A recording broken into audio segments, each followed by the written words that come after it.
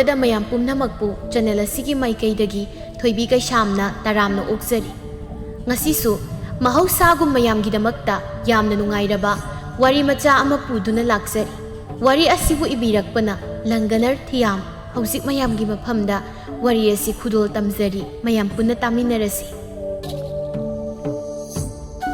ꯃꯥꯂꯦꯝ ꯁꯦꯝꯂꯛꯄ ꯃꯇꯝꯗꯒꯤ ꯍꯧꯅ ꯑꯃꯥꯏꯕꯤꯕꯨ ꯇꯥꯏꯕꯪ ꯃꯄꯣꯛꯅ ꯊꯥꯔꯛꯂꯝꯃꯤ꯫ ꯑꯅꯥ ꯑꯌꯦꯛ ꯂꯥꯛꯀꯗꯧꯕ ꯑꯃꯗꯤ ꯇꯨꯡꯗ ꯂꯥꯛꯀꯗꯕꯁꯤꯡꯕꯨ ꯍꯥꯟꯅ ꯈꯪꯕ ꯉꯝꯕ ꯄꯤꯔꯝꯃꯤ꯫ ꯂꯥꯏ ꯇꯥꯏꯕ, ꯐꯠꯇꯕ ꯈꯨꯔꯨꯝꯕ ꯃꯈꯜ ꯀꯌꯥ ꯀꯌꯥꯗ ꯃꯈꯣꯏꯒꯤ ꯊꯧꯗꯥꯡ ꯌꯥꯝꯅ ꯆꯥꯎꯅ ꯂꯩꯔꯝꯃꯤ꯫ ꯈꯨꯜꯒꯤ ꯂꯥꯏ ꯍꯔꯥꯎꯕ, ꯌꯨꯝꯒꯤ ꯑꯉꯥꯡ ꯂꯥꯏ ꯑꯣꯛꯅꯕ ꯈꯨꯔꯝꯕꯗ ꯉꯁꯤ ꯐꯥꯎꯕ ꯑꯃꯥꯏꯕꯤ ꯀꯧꯔꯤ꯫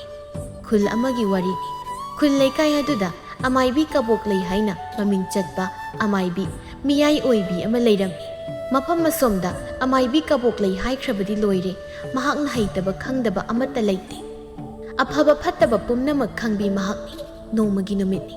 ꯃꯥꯒꯤ ꯂꯥꯏꯁꯪ ꯃꯃꯥꯡ ꯑꯗꯨꯗ ꯐꯝꯗꯨꯅ ꯂꯩꯔꯤ, ꯂꯥꯏ ꯌꯦꯡꯉꯤ꯫ ꯑꯁꯨꯝꯅ ꯂꯩꯔꯤꯉꯩ ꯑꯗꯨꯗ ꯂꯩꯁꯥꯕꯤ ꯃꯁꯛ ꯃꯇꯧ ꯐꯖꯕꯤ ꯀꯨꯁꯨꯝ ꯑꯃꯗꯤ ꯂꯩꯃꯗꯨ ꯂꯥꯛꯂꯝꯃꯤ꯫ ꯋꯥ ꯉꯥꯡꯕ ꯐꯥꯎꯕ ꯀꯤꯗꯨꯅ ꯀꯩꯁꯨꯝ ꯍꯦꯛ ꯍꯥꯏꯔꯝꯗꯦ꯫ ꯉꯥꯏꯍꯥꯛꯇꯤ ꯃꯈꯣꯏꯒꯤ ꯃꯃꯥꯡꯗ ꯂꯩꯔꯝꯂꯤꯕ ꯑꯗꯨꯕꯨ ꯉꯥꯏꯗꯨꯅ ꯇꯨꯃꯤꯟꯅ ꯂꯩꯔꯝꯃꯤ꯫ ꯑꯁꯨꯝꯅ ꯉꯥꯏꯍꯥꯛ ꯉꯥꯏꯔꯕꯒꯤ ꯇꯨꯡꯗ ꯂꯩꯔꯝꯂꯤꯕ ꯅꯨꯄꯤ ꯑꯅꯤꯗꯨ ꯆꯠꯈ꯭ꯔꯦ꯫ ꯑꯃꯥꯏꯕꯤ ꯀꯕꯣꯛꯂꯩ ꯑꯗꯨꯅ ꯂꯩꯁꯥꯕꯤ ꯑꯅꯤꯗꯨꯕꯨ ꯌꯦꯡꯗꯨꯅ ꯑꯁꯨꯝꯅ ꯍꯥꯏꯔꯛꯂꯝꯃꯤ꯫ ꯏꯆꯥ ꯑꯅꯤꯕꯨ ꯀꯔꯤ ꯇꯥꯟꯅꯁꯤ ꯍꯥꯏꯕꯅꯣ? ꯏꯃꯥꯒꯤ ꯃꯅꯥꯛꯇ ꯂꯥꯛꯄꯗꯤ ꯍꯥꯏꯌꯨ ꯍꯥꯏꯌꯨ, ꯍꯦꯛꯇ ꯀꯣꯏꯗꯅ ꯏꯃꯥꯗ꯫ ꯏꯃꯥꯅ ꯂꯩꯔꯤꯕꯁꯦ ꯅꯈꯣꯏ ꯃꯌꯥꯝꯒꯤꯅꯤ, ꯍꯥꯏꯌꯨ ꯍꯥꯏꯌꯨ, ꯅꯣꯏꯅ ꯍꯥꯏꯅꯤꯡꯕꯗꯣ ꯍꯦꯛꯇ ꯀꯣꯏꯗꯅ꯫ ꯂꯩꯁꯥꯕꯤ ꯑꯅꯤꯗꯨ ꯅꯪ ꯍꯥꯏꯌꯨ ꯍꯥꯏꯗꯅ ꯍꯥꯏꯐꯦꯠ ꯏꯟꯅꯗꯨꯅ ꯂꯩꯔꯝꯃꯤ꯫ ꯃꯈꯣꯏꯒꯤ ꯃꯇꯧꯗꯨ ꯅꯣꯛꯇꯨꯅ ꯀꯕꯣꯛꯂꯩꯅ "ꯏꯆꯦ, ꯀꯔꯤꯅꯣ ꯑꯃꯨꯛ ꯏꯟꯁꯤꯟꯅꯗꯅ ꯂꯩꯔꯤꯕꯗꯨꯕꯣ? ꯍꯥꯏꯌꯨ ꯍꯥꯏꯌꯨ ꯄ꯭ꯔꯞ ꯄ꯭ꯔꯞ, ꯑꯩꯁꯦ ꯊꯕꯛ ꯑꯃ ꯆꯠꯀꯦ ꯇꯧꯕꯅꯤꯅꯦ ꯅꯣꯏꯕꯨ." ꯂꯩꯃꯗꯣ ꯍꯥꯏꯐꯦꯠ ꯅꯣꯛꯇꯨꯅ ꯀꯕꯣꯛꯂꯩꯗ ꯌꯦꯡꯂꯒ "ꯏꯃꯥ ꯃꯥꯏꯕꯤ, ꯋꯥꯐꯝꯁꯦ ꯀꯔꯝꯅ ꯍꯧꯗꯣꯛꯇꯣꯏꯅꯣ ꯈꯪꯗ꯭ꯔꯦ ꯇꯧꯔꯤꯁꯦ, ꯑꯗꯨꯒꯤꯅꯤ ꯁꯨꯝꯗꯧꯕꯅꯤ ꯏꯃꯥ ꯃꯥꯏꯕꯤ, ꯑꯩꯒꯤ ꯏꯇꯥ ꯁꯤꯗ ꯐꯝꯃꯤꯁꯦ, ꯃꯥꯅ ꯌꯥꯝ ꯄꯥꯝꯖꯕ, ꯌꯥꯝꯅ ꯈꯣꯏꯗꯥꯖꯕ ꯑꯃ ꯂꯩꯕ, ꯑꯗꯨꯗꯣ ꯑꯃꯨꯛꯇ ꯐꯥꯕꯤꯌꯨꯕ." ꯋꯥ ꯑꯗꯨꯕꯨ ꯇꯥꯕꯗ ꯑꯃꯥꯏꯕꯤꯗꯨ ꯀꯨꯁꯨꯝ ꯃꯉꯣꯟꯗ ꯌꯦꯡꯉꯤ꯫ ꯏꯀꯥꯏꯗꯨꯅ ꯀꯨꯁꯨꯝꯗꯣ ꯅꯣꯛꯁꯤꯟꯅꯔꯛꯏ꯫ ꯑꯗꯨꯒ ꯏꯀꯥꯏꯕꯗꯨꯕꯨ ꯈꯥꯡꯖꯤꯟꯗꯨꯅ "ꯏꯃꯥ, ꯑꯁꯦꯡꯕꯅꯤ ꯑꯩꯒꯤ ꯏꯇꯥꯅ ꯍꯥꯏꯔꯤꯁꯦ, ꯑꯩꯒꯤ ꯅꯨꯄꯥꯁꯦ ꯑꯃꯨꯛꯇ ꯐꯥꯕꯤꯌꯨꯕ, ꯑꯩ ꯏꯃꯥꯅ ꯍꯥꯏꯕ ꯁꯦꯜ ꯈꯨꯗꯤꯡ ꯂꯣꯏꯅ ꯄꯤꯒꯦ, ꯃꯥꯕꯨ ꯑꯩꯒꯤ ꯑꯃꯨꯛꯇꯪꯗꯤ ꯑꯣꯏꯍꯟꯕꯤꯌꯨ ꯏꯃꯥ꯫ ꯍꯣꯏ, ꯑꯇꯣꯞꯄ ꯅꯨꯄꯥ ꯃꯌꯥꯝꯕꯨꯗꯤ ꯂꯩ, ꯑꯗꯨꯕꯨ ꯃꯥꯅ ꯍꯦꯟꯅ ꯑꯩꯅ ꯈꯣꯏꯗꯥꯖꯩ." ꯋꯥ ꯑꯗꯨꯕꯨ ꯇꯥꯔꯒ ꯀꯕꯣꯛꯂꯩ ꯋꯥꯈꯜ ꯑꯗꯨꯗ ꯈꯜꯂꯤ꯫ ꯍꯥꯏꯔꯤꯕꯁꯤꯅꯗꯤ ꯑꯩꯁꯦ ꯁꯦꯜ ꯌꯥꯝꯅ ꯂꯧꯕ ꯌꯥꯔꯕꯅꯤ ꯇꯧꯔꯤꯁꯦ, ꯃꯈꯣꯏꯒꯨꯝꯕꯁꯦ ꯂꯥꯛꯄꯅꯤ, ꯇꯥꯡꯅ ꯐꯪꯕ ꯇꯥꯟꯖꯥꯅꯤ, ꯂꯦꯝꯅ ꯃꯥꯡꯍꯟꯕ ꯌꯥꯕ ꯅꯠꯇꯦ꯫ ꯋꯥꯈꯜ ꯑꯗꯨꯗ ꯑꯁꯨꯝꯅ ꯈꯟꯗꯨꯅ ꯃꯥꯏꯊꯣꯡ ꯑꯗꯨꯗ ꯃꯣꯃꯣꯟ ꯃꯤꯅꯣꯛ ꯅꯣꯛꯇꯨꯅ ꯀꯕꯣꯛꯂꯩꯗꯨ ꯐꯝꯗꯨꯅ ꯂꯩꯔꯤꯕ ꯅꯨꯄꯤ ꯑꯅꯤꯗꯨꯕꯨ ꯌꯦꯡꯅ ꯇꯞꯅ ꯃꯈꯥ ꯇꯥꯔꯛꯏ꯫ "ꯀꯔꯤ ꯌꯦꯛꯀꯤ ꯄꯥꯈꯪꯅꯣ ꯅꯪꯅ ꯑꯗꯨꯛ ꯌꯧꯅ ꯄꯥꯝꯂꯤꯕꯗꯨꯕꯣ? ꯅꯪꯅ ꯍꯥꯏꯔꯤꯕ ꯋꯥ ꯑꯗꯨ ꯌꯥꯕꯗꯤ ꯌꯥꯏ, ꯑꯗꯨꯕꯨ ꯃꯇꯝ ꯌꯥꯝꯅ ꯆꯪꯕ ꯊꯕꯛ ꯑꯃꯅꯤ, ꯁꯦꯜꯁꯨ ꯈꯔ ꯇꯤꯡꯒꯅꯤ, ꯕꯦꯝꯃ ꯅꯪꯕꯨ ꯉꯝꯒꯗ꯭ꯔꯅꯦ?" "ꯉꯝꯅꯤ ꯏꯃꯥ, ꯑꯩ ꯁꯣꯏꯗꯅ ꯉꯝꯒꯅꯤ, ꯆꯪꯅꯤꯡꯕ ꯁꯦꯜ ꯆꯪꯖꯔꯁꯅꯨ, ꯃꯥꯕꯨ ꯑꯩꯒꯤ ꯑꯣꯏꯕ ꯐꯪꯒꯅꯤ ꯍꯥꯏꯔꯕꯗꯤ ꯌꯥꯔꯦ ꯏꯃꯥ, ꯑꯃꯨꯛꯇ ꯇꯧꯕꯤꯌꯨꯕ, ꯑꯩ ꯈꯨꯔꯨꯝꯗꯨꯅ ꯍꯥꯏꯖꯔꯤ." ꯋꯥꯍꯩ ꯑꯗꯨꯃꯒ ꯂꯣꯏꯅꯅ ꯍꯦꯛꯇ ꯈꯨꯔꯝꯃꯤ꯫ ꯅꯨꯄꯤ ꯑꯗꯨ ꯃꯇꯧ ꯑꯗꯨꯗ ꯅꯣꯛꯂꯦ ꯀꯕꯣꯛꯂꯩ ꯑꯗꯨ꯫ ꯀꯨꯁꯨꯝ ꯑꯗꯨ ꯇꯨꯃꯤꯟꯅ ꯂꯩ꯫ ꯀꯕꯣꯛꯂꯩ ꯑꯗꯨꯅ ꯃꯈꯥ ꯇꯥꯔꯛꯄꯅꯤ꯫ "ꯅꯪꯅ ꯇꯧꯗꯕ ꯌꯥꯗꯦ ꯍꯥꯏꯔꯒꯅ ꯑꯩ ꯇꯧꯔꯒꯦ, ꯑꯗꯨꯕꯨ ꯍꯌꯦꯡꯗꯒꯤ ꯍꯧꯁꯤ, ꯑꯐꯕ ꯅꯨꯃꯤꯠ ꯊꯥ ꯌꯦꯡꯗꯨꯅ ꯍꯧꯗꯕ ꯌꯥꯗꯦ ꯏꯆꯥ, ꯑꯗꯨꯕꯨ ꯁꯦꯜꯗꯤ ꯈꯔ ꯄꯤꯔꯝꯃꯨ." ꯄꯥꯝꯃꯨꯕ ꯂꯩꯇꯅ ꯀꯨꯁꯨꯝ ꯑꯗꯨ ꯁꯦꯜ ꯈꯔ ꯂꯧꯊꯣꯛꯇꯨꯅ ꯑꯃꯥꯏꯕꯤ ꯃꯉꯣꯟꯗ ꯄꯤꯔꯝꯃꯤ꯫ ꯑꯗꯨꯒ ꯑꯁꯨꯝꯅ ꯇꯍꯥꯅ ꯌꯥꯝ ꯏꯈꯧ ꯂꯥꯡꯅ ꯃꯈꯥ ꯇꯥꯔꯛꯏ꯫ "ꯏꯃꯥ ꯃꯥꯏꯕꯤ, ꯍꯣꯔꯦꯟꯗꯒꯤ ꯍꯧꯕ ꯌꯥꯕ ꯑꯣꯏꯔꯒꯗꯤ ꯍꯦꯛꯇ ꯍꯧꯕꯤꯔꯣ, ꯃꯥꯒꯤ ꯃꯃꯤꯡꯅ ꯍꯤꯌꯥꯏꯔꯦꯜ ꯀꯧꯋꯦ, ꯃꯈꯣꯏꯒꯤ ꯌꯦꯛꯅ ꯈꯨꯃꯟ, ꯑꯗꯨꯒ ꯑꯩꯈꯣꯏꯅ ꯃꯣꯏꯔꯥꯡꯅꯤ." ꯍꯤꯌꯥꯏꯔꯦꯜ ꯍꯥꯏꯕ ꯃꯤꯡ ꯑꯗꯨ ꯇꯥꯕꯗ ꯀꯕꯣꯛꯂꯩ ꯑꯗꯨ ꯋꯥꯈꯜ ꯑꯗꯨꯗ ꯇꯥꯈ꯭ꯔꯕꯒꯨꯝ ꯇꯧꯕ ꯑꯃ ꯐꯥꯎꯔꯛꯂꯝꯃꯤ꯫ ꯑꯗꯨꯅ ꯌꯥꯝꯅ ꯈꯟꯖꯥꯟꯅꯕ ꯃꯇꯧ ꯎꯠꯇꯨꯅ ꯑꯁꯨꯝꯅ ꯃꯈꯥ ꯇꯥꯔꯛꯏ꯫ "ꯅꯪꯅ ꯍꯥꯏꯔꯤꯕ ꯅꯨꯄꯥ ꯃꯆꯥꯁꯤꯕꯨ ꯃꯈꯥꯔꯣꯝꯒꯤ ꯂꯨꯈ꯭ꯔꯥꯕꯤ ꯇꯣꯝꯕꯤꯒꯤ ꯃꯆꯥꯅꯨꯄꯥ, ꯃꯁꯛ ꯃꯇꯧ ꯌꯥꯝ ꯐꯖꯕ ꯆꯤꯡꯂꯦꯝꯕ ꯅꯨꯄꯥꯗꯨ ꯅꯠꯇ꯭ꯔꯣ?" ꯌꯥꯝꯅ ꯆꯨꯝꯅ ꯋꯥ ꯍꯥꯏꯔꯛꯄꯗꯨꯗ ꯂꯩꯁꯥꯕꯤ ꯑꯅꯤꯗꯨ ꯑꯃꯅ ꯑꯃꯗ ꯌꯦꯡꯅꯩ꯫ ꯑꯗꯨꯒ ꯃꯆꯤꯟ ꯈꯔ ꯌꯥꯎꯕꯤ ꯂꯩꯃꯅ ꯑꯁꯨꯝꯅ ꯍꯥꯟꯅ ꯍꯦꯛꯇ ꯃꯈꯥ ꯇꯥꯔꯛꯏ꯫ "ꯍꯣꯏ, ꯆꯨꯝꯃꯤ ꯏꯃꯥ, ꯏꯃꯥꯗꯤ ꯀꯔꯝꯅ ꯈꯪꯉꯤꯕ? ꯏꯃꯥꯅ ꯃꯁꯛ ꯈꯪꯂꯕꯅꯤꯅ ꯑꯩꯈꯣꯏꯅ ꯇꯧꯒꯦ ꯈꯜꯂꯤꯕꯁꯦ ꯃꯉꯣꯟꯗ ꯍꯥꯏꯗꯣꯛꯄꯤꯒꯅꯨ, ꯑꯗꯨꯒ ꯏꯃꯥ ꯌꯥꯅꯕ ꯑꯝꯇ ꯇꯧꯕꯤꯌꯨꯕ, ꯑꯩꯒꯤ ꯏꯇꯥꯁꯦ ꯃꯥꯒꯤ ꯋꯥꯈꯜꯗ ꯇꯨꯝꯕ ꯆꯥꯕ ꯑꯝꯇ ꯆꯪꯗ꯭ꯔꯦ, ꯃꯥꯇꯕꯨ ꯁꯣꯟꯗꯨꯅ ꯂꯩꯔꯤ ꯏꯃꯥ." Kabok lay adu noi aduga thida angaubi singsidia noigidamagni aina lairibasi imana loina phanaba singani kaisu nungaitaba khallunuko ado imasu ngasidi migi lai khurumba masatkadabani aduna loisinaba tawrasi kusum adu sial khra lokthoktuna amaibi mangona pirami aduga makoi anidu mayumlomda mafam adudagi hankhirami amaibi kabok lay adu lai khurumba sanaba loisinna monda yam nungaina leiri Mangol ukongten aduda theliba mingsel adubu yengduna tapna hairi kabok layese phazaba handri wakalsi nugaiduna ta leibanina hena aina chahiga sanadana naha malibani tawrise masida ibu kalakpa mayamna aise khoida wa sanare dana amuk sandok piribani phatteda makoina phattabase asigi mathakta husik ai sel phangpham mama lae nungaire nati kari wakaldagi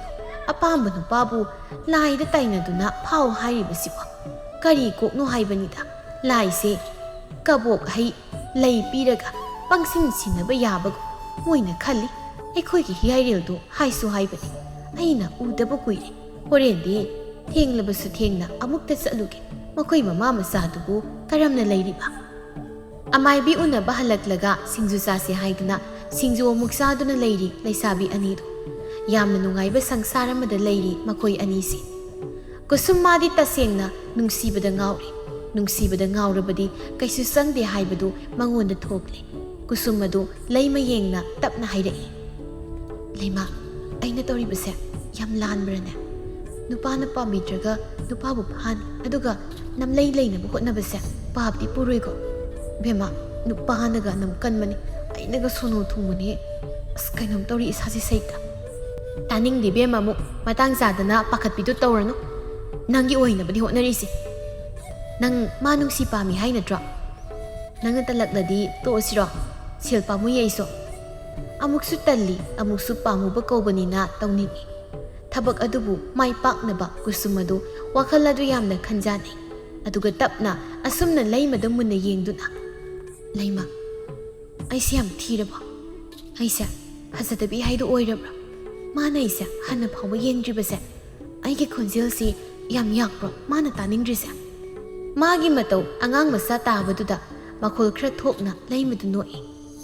mana yamna lumthana wadu makha taraga mamanabi mana nokpaduda madu uraga isum anidu samnaduna suktuna yenglaga leirami leima nokpadu khangduna asumna taptharaga makha tarai sum nokningba nangi wanduda ita aigi ita gusumbu kaida watke awatpam tek leiti itadi aduga kaiginoba madugi nupa lairabaduna ai pamjisi mana ngundagi heli babu asak phazabadu khaktani nupana phazaba yam heli nupi khoidagi ta natraga neita namu watpa zalo apam nungsigi ihul poktribaduba leisabi anidu migi wakhal manungda kari khali bahaibadumadi khangdabana makhoin oina wakhaladuna sagatuna magi thokpa pangangda ngangduna leiri makhoina asumna ngangnaduna leiringai aduda mama tharik adu masagi manakta laklam sanaribu waridu tumina lepi tharik masadu kinakal oirap tapna phamtha asumna makha tare kari wari noba nakoyani nang saidigi sanaribu waridu onthokna thawai tana sanayemi ngaikho nakoyani na ngasai satluribaduna karaida ha karai satlibanu napana nang bu hanglambani bema kusum mama de yeng ho leisabi ne ise leisabi aisu wari watai khra dum saba yai nong khado koiba chatpa langthokpa yaidana kaigi boidoino luhonglage leisabi oiningdrena itasiga hainaramiba leimaduna amuk mateng tawsile imai bema ekoi si leisabi ne yumdagi mapal thoktana asumak leiba yaba nate kharasu chatlibani ima yamna wai haidana yumda leibado chamek manai ekoi maga machem hoi khenademi wadu butaraga noksei tharik adu makoi ani bu yengna nakoi ani se nangna ba yamna ngamdre mahausa gum oidre nachin yamna kalle tasengna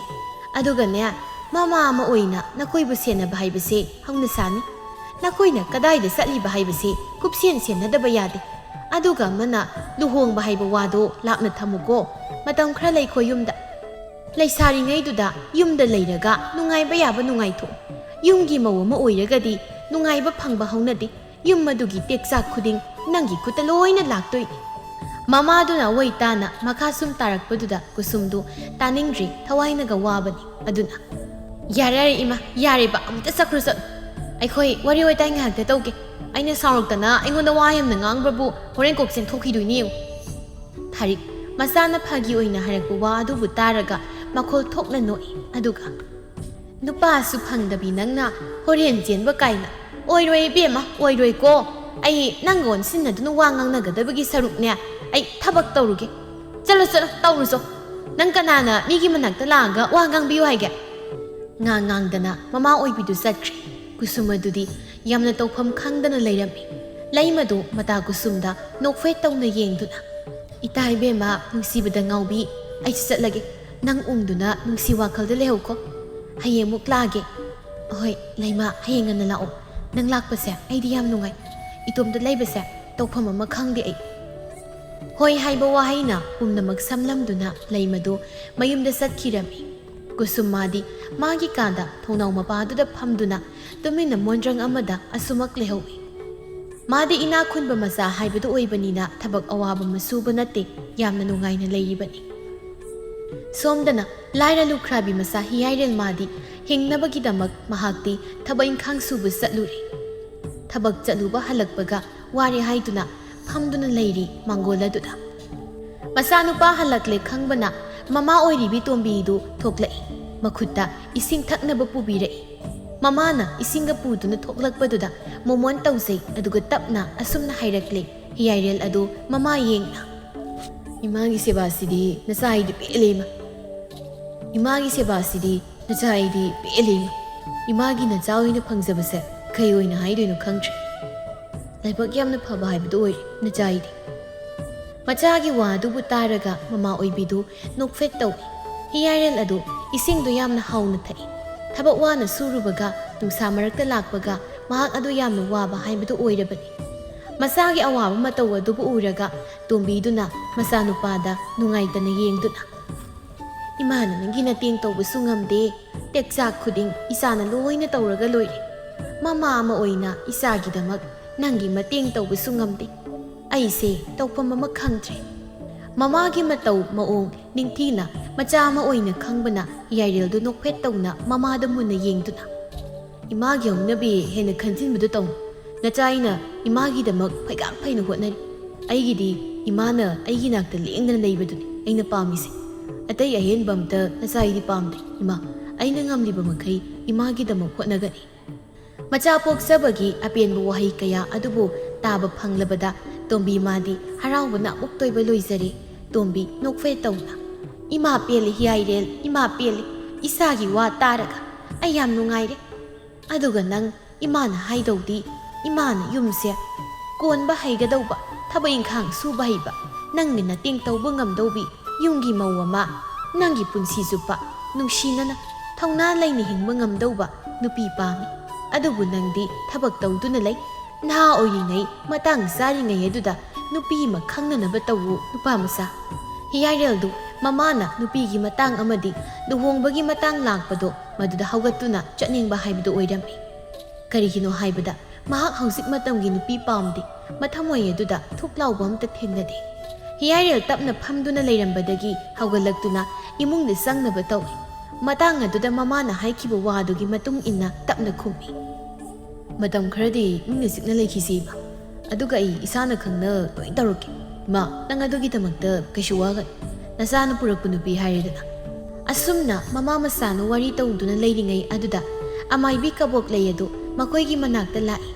हानदगी हौना खंगनब ओइबना थोइना ngakpa pokte kaboklei nokmi tawi tombidu harawi kaboklei lakpada amaibi kaboklei asi asumma satbi amaibi amani kaboklei tombi yengna hanaga yenglurabadi nasadu yamna pharami iche kuina naduna leiba yaba nateko hiyaireldu magi hongnabi mathanake hiyaireldu hongnabi matung inna phida thaduna kaboklei adubu mangolda phamhalli tombidu kabokleina hairibu wadugi tapna pakhum pirami hauzikti nangna layengbi phare nangi napal yamna yawe aina ngasi pharibase nangbu kadai da saluriba noima kabokleidu nokphet tawna aswaida lai khurumba ma chalubani ada lambi su thoe wa amta su haige haidana laklibani lakhidaba su kuire haidana kari matang oidoino hekta hayo ana ye amuk laktawa leirabro karmain tawbano pakhatli leitaba ikhoida ana ye yawa sima khudong sadaba leite ha noi na khara haiba haido oirabanina khara ngakthok ngaksin tawbiyuba aikhoidi kaisu khangba nate tawrisi wa du taraga noksei kabok leido mana haige haina khallibu wafam asiga tombina hairaklibu wa asiga yamna khenaba haibadu oirabanina nokmi tawna nungsini yengi kabuk lei aduga tapna wadu haudorai kadaidagi anaye yaubano nakutta mani sinage tawbani nangonda haige haribu wasi atai nati nangni hina pakhatliba karigino sese atai nati yego nasanupa masak matau phajaba hotnaba kanba nupa manba sung phiral chaba se mina maya nupa oi ba yamna pami aphaba mi haibado mina laina hek pami halake aphaba mi haibasidabu mina laina pami dana asumbo wafamni hairibu pumnamak adu mina khara yengsinbaga ha lainaga aikhoigi awaba udabaga aikhoina sumna waribani haiba ai khakni aduna yengo harik haibi sel yamna paibido nang khangba natro aduna nasanupa si maya nupa oiba pami hairine magi masanupi phajabi naitom satpi ma leibadu maduna aikhoigi nupa si yamna pamjabagum tawi aidi wafam asi yahanningibo makhoi maga nakhoiga ngai sen oinaba haibase linsu siba jaisu su tiktaba haido oidoini ni nangbo noisu awabasi pharani adagi moisu moibu yingsinba ngamba matik chaba nupa ma leibagi awaba loina phadoini wadugu taraga tombi tumina lei kari haidoino haifam ama khangde tasengna hairagadi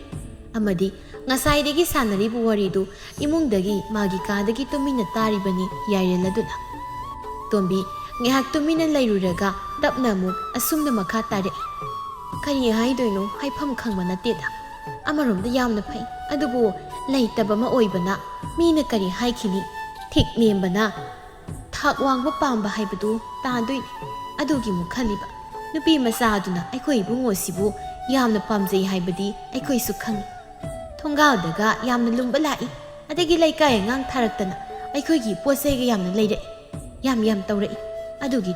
asita natti nongwadi aikhoida lakpaga yawkhrabani asi aiduna makol khra thokna noksai kabok leidu tapna hairai aduga noina hausi phauba tumina leiribani ne ha migi masa ningon laduda awaba ikai piriba aigi wadi yakro haige ko yakro haige noige phaba ma oidoini yanaba taw mina kaisum hainaroi aina haiba thajo noigi damakni aina haidi amadi aina ngasi phauba noigi damak aphaba ngakta tawriba phare namana samuna wakhal khal aina yarabasu isa nupagi wa amta taakige aina hekta haiba ngamba natte maramdi aiga leidoba natte aduna ai isa nupagi pawam ta I taakige hoine adusu sumi nasa nupaga munna khanauko adubu aigi wadi yarakpana phai aphabase toina phangba natte masi kawgunuko adudi aisu muk satlage nongnini asida ai laklage asum tawna amaibi kabok leyedu chatki sanariba wari khuding taraba hiyairel adu prap thore aduga mamada yengna asumna hairi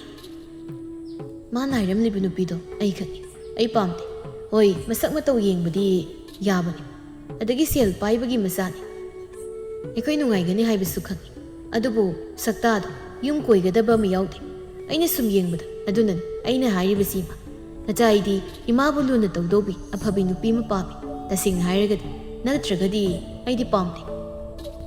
masagi magul sabsana khangba ma oibana tumina leiri asum tawna nongnini ma haukhirami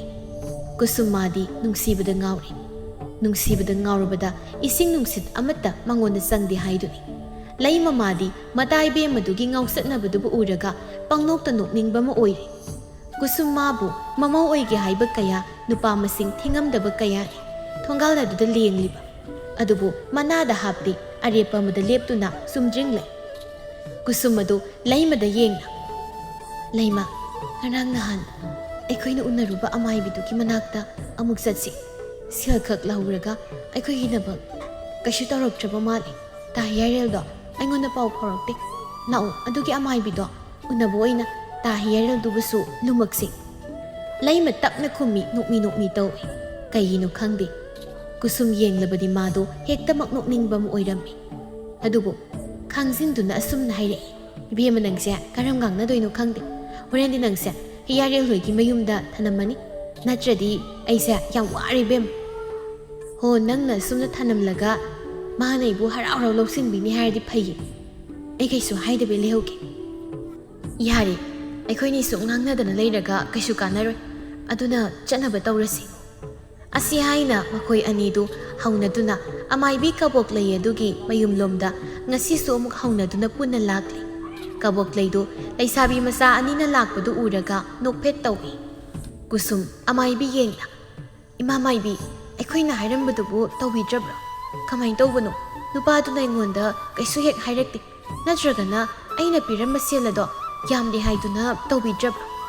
ꯑꯄꯥꯝꯕ ꯁꯦꯜ ꯑꯗꯣ ꯍꯥꯏꯔꯛꯑꯣ ꯑꯩ ꯉꯁꯤꯗꯤ ꯄꯤꯔꯝꯒꯦ ꯑꯩ ꯃꯥꯇꯕꯨ ꯐꯪꯉꯦ ꯍꯥꯏꯔꯒꯗꯤ ꯑꯩ ꯄꯥꯝꯃꯨꯕ ꯂꯩꯇꯦ ꯋꯥ ꯑꯗꯨꯕꯨ ꯇꯥꯔꯒ ꯑꯃꯥꯏꯕꯤꯗꯨ ꯅꯣꯛꯆꯩ ꯑꯗꯨꯒ ꯇꯞꯅ ꯈꯨꯝꯃꯤ ꯀꯨꯁꯨꯝ ꯑꯗꯨꯒꯤ ꯃꯄꯨꯛꯅꯤꯡ ꯄꯦꯟꯅꯕ ꯍꯥꯏꯗꯨꯅ ꯉꯥꯏꯕꯗ ꯀꯜꯂꯨ ꯅꯣꯡ ꯅꯤꯅꯤ ꯑꯁꯤꯗ ꯁꯣꯏꯗꯅ ꯄꯥꯎ ꯐꯥꯎꯔꯛꯀꯅꯤ ꯂꯥꯏꯁꯨ ꯃꯊꯧ ꯁꯤꯜꯂꯤꯗꯅ ꯈꯨꯗꯛꯇ ꯍꯥꯏꯔꯒ ꯍꯦꯛꯇ ꯌꯥꯗꯧ ꯅꯠꯇꯦ ꯀꯨꯁꯨꯝ ꯅꯣꯛꯁꯤꯟꯅꯗꯨꯅ ꯑꯗꯣ ꯑꯃꯨꯛꯇꯪ ꯄꯥꯎ ꯐꯥꯎꯍꯟꯕꯤꯔꯣ ꯅꯠꯇ꯭ꯔꯗꯤ ꯑꯩ ꯂꯩꯐꯝ ꯈꯪꯗꯦ ꯀꯩꯒꯤꯅꯣ ꯈꯪꯗꯦ ꯑꯩ ꯎꯔꯒ ꯊꯩꯔꯒ ꯆꯠꯂꯤ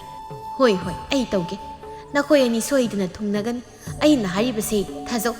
ꯑꯩꯅ ꯇꯧꯕ ꯊꯕꯛ ꯉꯁꯤ ꯐꯥꯎꯕ ꯃꯥꯏ ꯄꯥꯛꯇꯕ ꯌꯥꯎꯗꯦꯀꯣ ꯂꯩꯁꯥꯕꯤ ꯑꯅꯤꯗꯨ ꯑꯁꯤ ꯍꯥꯏꯅꯗꯨꯅ ꯆꯠꯈ꯭ꯔꯦ ꯑꯃꯥꯏꯕꯤ ꯀꯕꯣꯛꯂꯩꯗꯨ ꯃꯤ ꯑꯇꯩ ꯂꯥꯛꯇ꯭ꯔꯤꯉꯩ ꯑꯗꯨꯗ ꯄ꯭ꯔꯞ ꯍꯤꯌꯥꯔꯦꯜ ꯍꯣꯏꯗ ꯂꯥꯛꯂꯝꯃꯤ ꯃꯃꯥ ꯇꯣꯝꯕꯤꯗꯨꯒ ꯄꯨꯟꯅ ꯂꯩꯔꯝꯃꯤ ꯀꯔꯤꯁꯨ ꯀꯣꯏꯗꯅ ꯃꯪꯒꯣꯜ ꯑꯗꯨꯗ ꯐꯝꯃꯤ ꯀꯕꯣꯛꯂꯩꯗꯨ ꯇꯣꯝꯕꯤ ꯌꯦꯡꯅ ꯍꯥꯏꯔꯛꯏ ꯑꯩꯅ ꯍꯥꯏꯔꯝꯕ ꯋꯥꯗꯨ ꯀꯃꯥꯏꯅ ꯇꯧꯔꯦ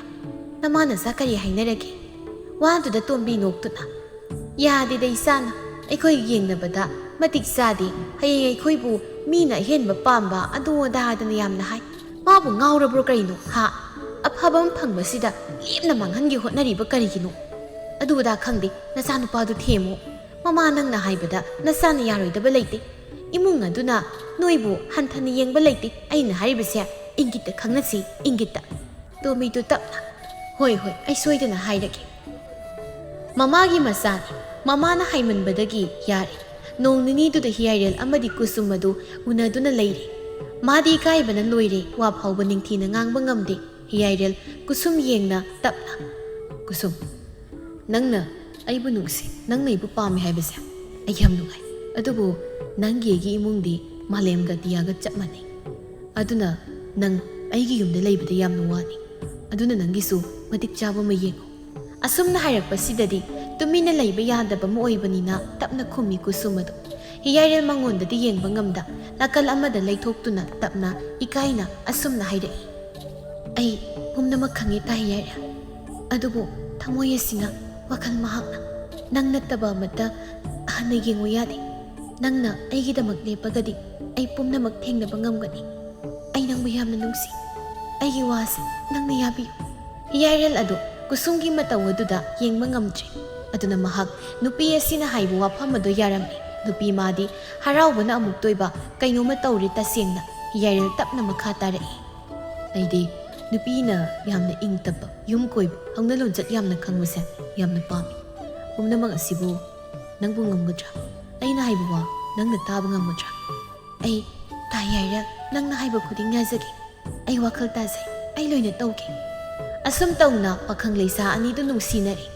ꯑꯗꯨꯕꯨ ꯀꯨꯁꯨꯝ ꯃꯥꯒꯤ ꯋꯥꯈꯜꯗꯨꯗ ꯑꯃꯥꯏꯕꯤ ꯀꯕꯣꯛꯂꯩꯗꯨꯅ ꯁꯦꯝꯖꯤꯟꯕꯗꯒꯤ ꯌꯥꯔꯛꯄꯅꯤ ꯍꯥꯏꯅ ꯈꯜꯂꯤ ꯑꯗꯨꯕꯨ ꯅꯠꯇꯦ ꯑꯃꯔꯣꯝꯗ